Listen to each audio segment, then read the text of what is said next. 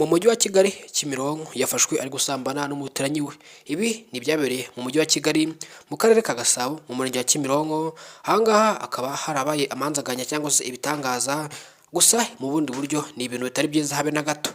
Ni nyuma y'uko umugore yaje gufatwa asambana n'umugabo w'umuturanyi, bikaba biri mu bintu byateje impagarara ndetse bikanatera amakimbirane mu miryango yombi, ahanini n'ubundi bishingiye ku kuba byarakekwaga mu bihe bitandukanye ko aba bombi bajyaga bahuza urugwiro, gusa mu ibanga rikomeye cyane.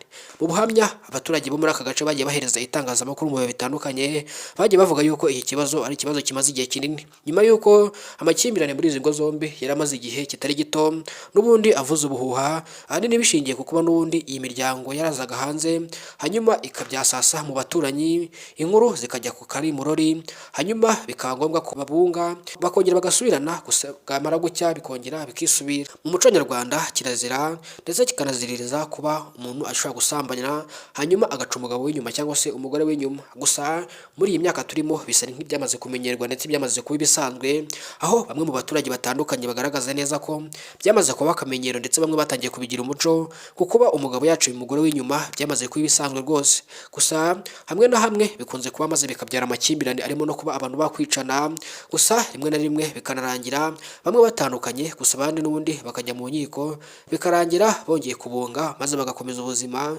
nubwo bavuga ngo ingeso ipfana na nyirayo. Leta y'u Rwanda ihora ishishikariza abaturage kwitwararika muri ubu buryo butandukanye, by'umwihariko burimo kwitwararika kugira imico myiza no kugira indero, kudaca inyuma abagore babo no kudakurura amakimbirane mu miryango itandukanye, bigatuma imiryango itandukana. Ibi bikagira ingaruka ku babakomokaho n'ubundi bishingiye ku kuba abana bacikiriza amashuri, bakayoboka iy'umuhanda bakajya kuba bamarire cyangwa se abandi bantu babeho ubuzima bubi cyane, ahanini n'ubundi bishingiye kuri iyi miryango cyangwa se nyirabayazana akaba amakimbirane yo mu miryango bavukamo.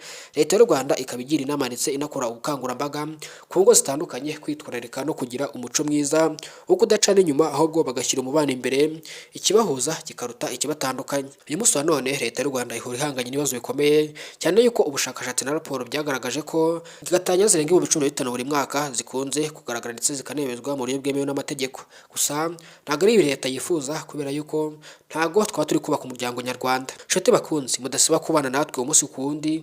Nimba uri mushyashya hano wisanze hitwa Taifa Rwanda, icyo usabwa ni ugukanda subscribe kugira tujye tubana umunsi ku wundi.